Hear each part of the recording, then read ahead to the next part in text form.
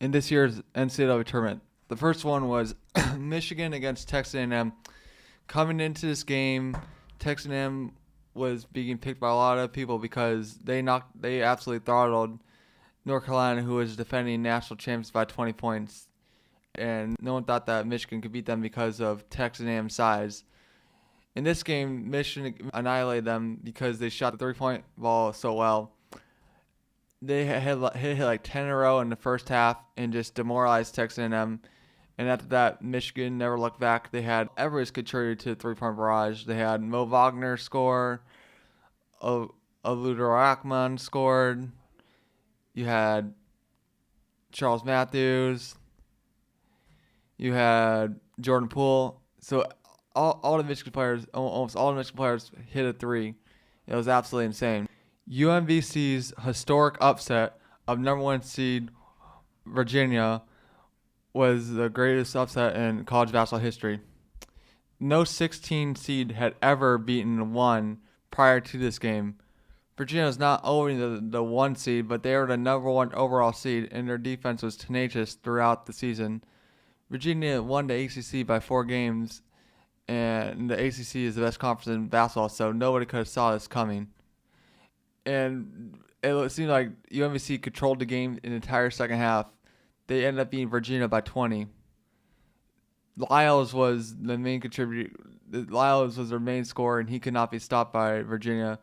It was this proof factor to finally see a 16 seed finally defeat a 1 seed, to see that this eventually would happen, and it just did. It was just amazing. Loyola's Final Four run. This was probably the feel-good story of the tournament because a very small school made it all the way to the Final Four, and most of their games were in dramatic fashion. They started off the tournament by beating number seed Miami at the buzzer with a Marcus Towns game-winning three after a missed free throw by Lonnie Walker. In their second game, they played the SEC co-champion Tennessee, and once again, it came down to a final shot, and Clayton Cutcher got a shot that went off the rim and in. And then later in the tournament, the Sweet 16, they played the University of Nevada, another small school. This is a small school, and they ended up beating them by 1 point. And the game also ended in dramatic fashion. They hit a three that put them up 4, and then Nevada hit a three, but that three was meaningless. Eventually, they got beat by Michigan in the Final Four, but they still had a miraculous one, and they'll go down in history as one of the best small schools to ever make the Final Four, along with George Mason and VCU. Michigan's last-second win against Houston was probably the most exciting game of the tournament. Michigan did not shoot the ball well at all this game, and it did not seem they had the ability to come back. And eventually, they were down 10 in the second half. They just couldn't make a shot, and eventually they caught fire in the final couple minutes.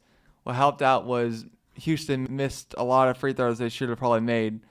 But in the very last second, there was a perfect inbound play where Arakman threw a perfect pass to Jordan Poole, who hit a game-winning three to move Michigan on to the Sweet 16. It was my most memorable game because I'm a Michigan fan, and thankfully it helped us advance to the tournament because losing to Houston would have been a major disappointment. And it was just sheer joy when Jordan Poole hit that game-winning three.